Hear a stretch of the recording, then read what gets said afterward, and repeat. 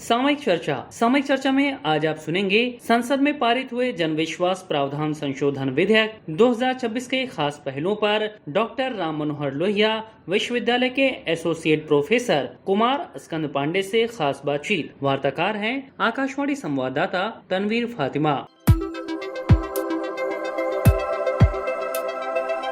देश में लंबे समय से ऐसे कई कानून रहे हैं जिनमें छोटी गलतियों या मामलों को भी आपराधिक श्रेणी के तहत रखकर सजा का प्रावधान रहा है। ऐसे में इन कानूनों को ज्यादा संतुलित और व्यवहारिक बनाने की जरूरत को ध्यान में रखते हुए सरकार ने ऐसे प्रावधानों की समीक्षा की और इस दिशा में महत्वपूर्ण कदम उठाते हुए जन विश्वास प्रावधान संशोधन विधेयक 2026 पास किया, जिसके माध्यम से कई छोटे अपराधों को आपराधिक दंड से हटा दिया गया। क्या है ये विधेयक और इससे जुड़े विभिन्न पहलुओं पर आज हमारे साथ चर्चा करने के लिए मौजूद हैं डॉक्टर राम मनोहर लोहिया विधि विश्वविद्यालय के एसोसिएट प्रोफेसर कुमार स्कंद पांडे। आकाशवाणी के इस विशेष कार्यक्रम में आपका बहुत बहुत स्वागत है। धन्यवाद। सबसे पहले आपसे जानना चाहेंगे कि जन विश्वास संशोधन विधेयक क्या है और इसे पास कराने के पीछे क्या उद्देश्य है? इस बिल का उद्देश्य एक लोकतांत्रिक समाज में व्यक्ति को जो स्वतंत्रताएं होनी चाहिए, चाहे वो कार्य करने की स्वतंत्रता हो, चाहे वो बिजनेस करने की स्वतंत्रता हो,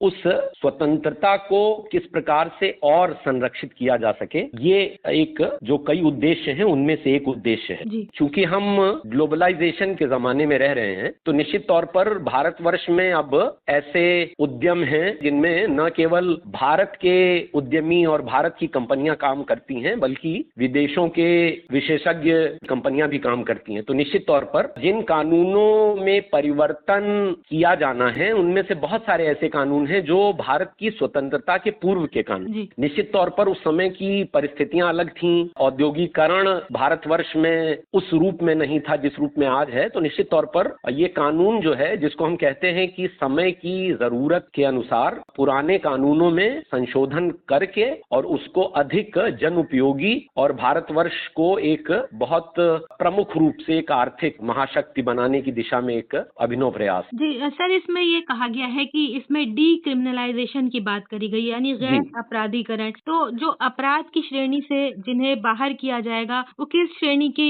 मामले हैं और उनसे क्या लाभ होगा? देखिए, बहुत विस्तृत ये कानून है। इसी नाम से जो कानून 2023 में बनाया गया था, जो लागू हो गया, वो भी इसी दिशा में एक पहला प्रयास था। और इस कानून और उस कानून की अगर हम तुलना करें तो हम पाएंगे कि उसमें 40 के आसपास जो पुराने कानून थे उनमें संशोधन किए गए। इसमें जो प्रस्तावित कानून जिनमें संशोधन किए जाने हैं उनकी संख्या 80 है।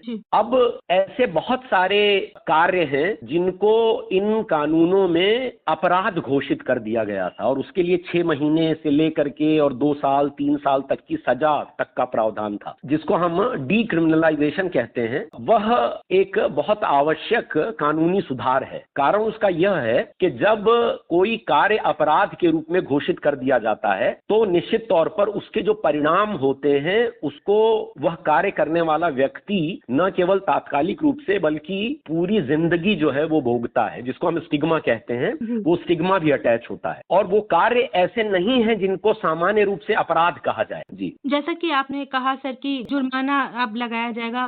कई ऐसे अपराध होंगे छोटे जिनमें सजा की जगह पेनाल्टी से सॉल्व करने की कोशिश की जाएगी। तो एक जो ये जुर्माना और एक जो सजा, इन दोनों के बीच में जो बैलेंस बनाने की कोशिश की गई है इस संशोधन बिल के साथ, उसके बारे में आप क्या कहना चाहेंगे? देखिए, बड़ा इंटरेस्टिंग है जो विधिक शब्दावली प्रयोग की गई है इस बिल में, जिसको हम आमतौर पर पनिशमेंट कहते हैं या जिसको सजा कहते हैं। उसके लिए 3 प्रकार के शब्दों का प्रयोग किया गया। एक तो जिसको कारावास की सजा कहते हैं, इम्प्रिजनमेंट। दूसरा जिसको हम अर्थदंड कहते हैं, फाइन। और तीसरा जिसको जुर्माना कहते हैं, पेनल्टी। ये जो कारावास की सजा है और अर्थदंड है ये केवल सक्षम न्यायालय द्वारा दिए जा सकते, और जो पेनल्टी है ये न्यायालय से इतर जो प्रशासनिक अधिकारी हैं जिनको इस विषय में सक्षम किया जाए, अथराइज्ड जिसको हम कहते हैं, एग्जीक्यूटिव मजिस्ट्रेट जैसे एसडीएम हो सकता है या कोई दूसरा कार्यपालक मजिस्ट्रेट हो सकता है, वो भी जुर्माना वो लगा सकता है। तो ये बड़ा विस्तृत बिल है। इसके प्रावधान अगर हम देखेंगे तो हम पाएंगे कि ऐसा नहीं है कि कारावास की सजा को बिल्कुल समाप्त कर दिया गया जी। ऐसा नहीं है। इसको युक्त बनाया गया है। जहां पर भारत सरकार को ऐसा लगा कारावास की सजा आवश्यक सजा के रूप में रहनी चाहिए जिससे कानून का डर बना रहे, वहां पर कारावास की सजा भी रखी गई है, लेकिन ज्यादातर मामलों में उसको पेनल्टी से सब्स्टिट्यूट कर दिया गया है। जो कार्य अपराध घोषित किए गए थे उनसे आर्थिक क्षति भी होती जी। तो आर्थिक क्षति यदि हुई है तो उस क्षति को प्रतिपूर्ति करने का दायित्व भी जो है वो उसी का है जिसने वो क्षति कारित की है। तो एक उद्देश्य यह भी है कि अगर मेरे काम से किसी की संपत्ति का नुकसान हुआ है तो मैं जो है वो जुर्माने की राशि अदा करूं जिससे उस नुकसान की भरपाई की जा सके। वो सार्वजनिक संपत्ति हो सकती है, वो व्यक्तिगत संपत्ति हो सकती है। तो इस प्रकार से हम पाएंगे कि बहुत अच्छा एक संतुलन है। सर, जिस तरह से कहा जा रहा है कि सरकार ईज ऑफ डूइंग बिजनेस या ईज ऑफ लिविंग को बढ़ावा दे रही है, विकसित भारत के निर्माण के संकल्प के साथ आगे बढ़ रही है, तो उसमें ये संशोधन विधेयक किस तरह से मदद करेगा? जी बिल्कुल, ये बहुत महत्वपूर्ण बिंदु है। जब हम आर्थिक महाशक्ति बनने की दिशा में अग्रसर हैं और निश्चित तौर पर आगामी कुछ वर्षों में ही भारत विश्व की तीसरी सबसे बड़ी अर्थव्यवस्था बन जाएगा, तो हम इस अर्थव्यवस्था में जो विदेशी कंपनियां हैं या जो बहुराष्ट्रीय कंपनियां हैं उनके योगदान को नकार नहीं सकते। अब उनको अपने यहाँ अगर हमको आमंत्रित करना है तो निश्चित तौर पर भारत सरकार का यह दायित्व है कि वह उन कंपनियों के मन में जो ये डर है यदि कोई छोटी गलती हो जाती है तो उसके लिए उसके कर्मचारियों को कारावास की सजा हो सकती। ये बहुत बड़ा एक जिसको कहते हैं ये डेटरेंट है। और अगर इस बिल के उद्देशिका खंड को पढ़ते हैं तो उसमें भी ये बहुत स्पष्ट रूप से इंगित किया गया है कि इस बिल का उद्देश्य न केवल भारतवर्ष में निवास करने वाले लोगों के जीवन को थोड़ा और सुगम बनाना है, ईज ऑफ लिविंग इसका उद्देश्य है, बल्कि ईज ऑफ डूइंग बिजनेस भी इसका उद्देश्य है। और ईज ऑफ डूइंग बिजनेस न केवल भारतवर्ष के लोगों के लिए, छोटे काम करने वाले लोगों के लिए या मध्यम उद्योगों के लिए, बल्कि बड़े उद्योगों के लिए भी। जैसे जो पशुपालन उद्योग, ये उद्योग आमतौर पर गाँव में या शहरों में भी जो लोग करते हैं वो आर्थिक रूप से उनको हम उद्यमी नहीं कह सकते, वो आर्थिक रूप से बहुत सशक्त नहीं है। हम जानते हैं कि राज्य सरकारों की, केंद्र सरकारों की बहुत सारी योजनाएं हैं जिससे पशुपालन के लिए, मछली पालन के लिए या जो इस प्रकार के छोटे उद्योग हैं उनके लिए उनको जो है वो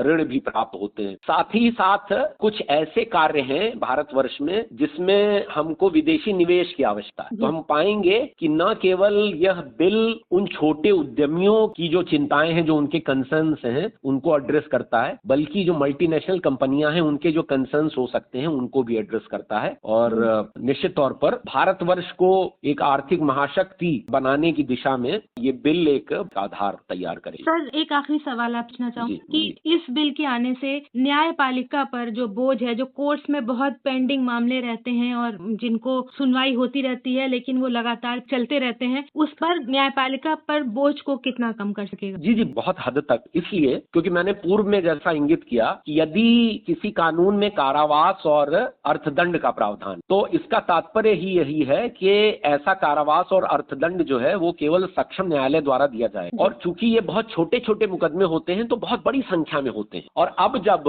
फाइन को पेनल्टी से सब्स्टिट्यूट कर दिया गया है तो ये पेनल्टी को इम्पोज करने का जो अधिकार है वह जो एग्जीक्यूटिव मजिस्ट्रेट्स हैं उनको दे दिया गया है। वो प्रक्रिया भी न्यायालय की जो दुरूह प्रक्रिया होती है, लंबी प्रक्रिया होती है, जो कानूनी मकड़जाल में उलझी होती है, उस प्रक्रिया से बाधित नहीं होगी। तो निश्चित तौर पर मुकदमों का बोझ तो कम होगा ही होगा। दूसरा जो बहुत महत्वपूर्ण परिवर्तन इससे होने की संभावना है वो ये है कि जेलों में जो ओवर क्राउडिंग की समस्या है वो समस्या काफी हद तक दूर की जा सके। और जनता के लिए कितना लाभकारी है ये? जनता के लिए ही है। इसका जो शीर्षक है वही जन विश्वास, अपनी सरकार में पब्लिक ट्रस्ट को बनाए रखना और उसको बढ़ाना ही इस कानून का उद्देश्य। मुख्य उद्देश्य तो भारत के जो उद्यम हैं, भारत के जो लोग हैं, उनके विश्वास को बनाना है। लेकिन निश्चित तौर पर भारतवर्ष में क्या कानून बन रहे हैं इसको न केवल भारत की जनता देखती है या इसमें रुचि लेती है, बल्कि विदेशी जो